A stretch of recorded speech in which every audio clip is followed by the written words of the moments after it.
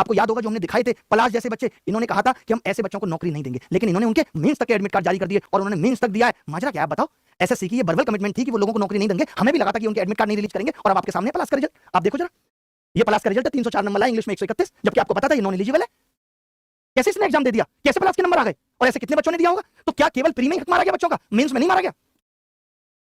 आप देखो यही हालतों की वजह से प्री की कट ऑफ हाई थी, और इन्हीं सब चीजों की वजह से आप देखोगे मेंस की कट ऑफ हाई जाएगी। मैं आपको दिखाऊंगा एक डेटा, अभी मैं एक डेटा आपको दिखाऊंगा कि कितने बच्चों के नंबर 300 से ऊपर है। जो लोग ये सोच रहे हैं कि 300 से ऊपर नंबर है तो जॉब सुरक्षित है, वो अपना आइडिया खुद लगा लेंगे। देखना मेंस एक शिफ्ट में हो सकता था ना, बट नॉर्मलाइजेशन की नौटंकी कैसे होती? नॉर्मलाइजेशन में ना जाने कमीशन को सबको कितना मजा आ रहा है, चाहे वो बीपीएससी हो चाहे यूपीएससी हो। प्री में डिजर्विंग कैंडिडेट का हक वैसे मार लिया गया। मेंस की दोनों शिफ्ट में आप देख सकते हो कि कैसे इन्होंने एक जैसे सवाल पूछे। आप बताओ ये एक सीजीएल एग्जाम एक ग्रुप बी की तैयारी करवाता है दुर्गा जी? क्या इनका ये स्तर होना चाहिए कि 18 तारीख को ये पूछ रहे हैं 2000 पर 6.5%, 2000 पर 6.5%, 14 फरवरी 28 अप्रैल 14 को 13 कर दिया, 28 को 27, यानी दिन तो उतने ही रहे और दोनों सवालों का उत्तर भी 26 है। ये तुम सवाल पूछ रहे हो? ये तुम्हारा स्तर है सवाल पूछने का? ऐसे तुम घोड़े और गधों में अंतर कर पाओगे? प्रथम 91 सम संख्याओं का औसत कितना है? प्रथम 92 सम संख्याओं का औसत कितना है? 1 की घात 5 और 4, 1 की घात 7 और 9, जिसका उत्तर सिर्फ इसको बिना देखे ही निकाला जा सकता है कि यहाँ पे ए आएगा, ए की पावर 1 एक ही ऑप्शन में, यहाँ पे ए की पावर -2 आएगी, वो भी एक ही ऑप्शन में। ये सब सवाल पूछ रहे हैं, और ये सिर्फ एक ही चीज में नहीं, मैं आपको बता दूं, इन्होंने हर जगह एसएससी जेई का एग्जाम नवंबर में हुआ था, इन्होंने इनजस्टिस इंजीनियर्स के साथ भी किया है। उनके पेपर में 15 सवाल गलत हैं, 15 सवाल उनके पेपर में गलत हैं। ये इनका लेवल है, और ऊपर से ये ना रिजल्ट टाइम पे दे रहे हैं ना कुछ और सोच रहे हैं उनके बारे में। तो ये एक एग्जाम में नहीं कर रही है एसएससी। आप देखो, मैं तो ये कहता हूं भाई, एक बच्चा सीजीएल भी दे रहा है, एक बच्चा सीएचएसएल भी दे रहा है, एक बच्चा एमटीएस भी दे रहा है, और तुम्हारे पेपर का लेवल सबका सेम है, तो तुम एक ही एग्जाम क्यों नहीं ले लेते? काहे को इतनी नौटंकी?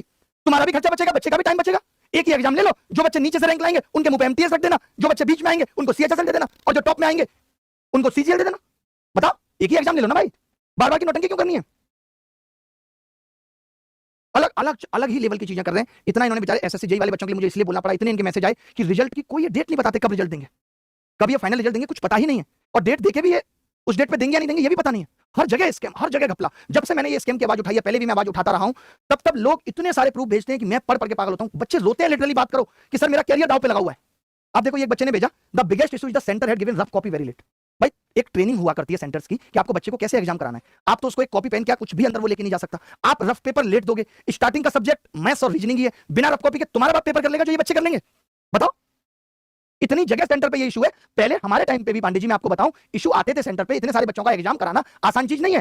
सेंटर पे इशू आते थे, शाम तक एसएससी को पता चल जाता था, और वो देखती थी कि अच्छा इन सेंटर्स पे इशू है, इनका पेपर दोबारा लेंगे, जो भी बेस्ट सॉल्यूशन हो सकता था वो मिलता था।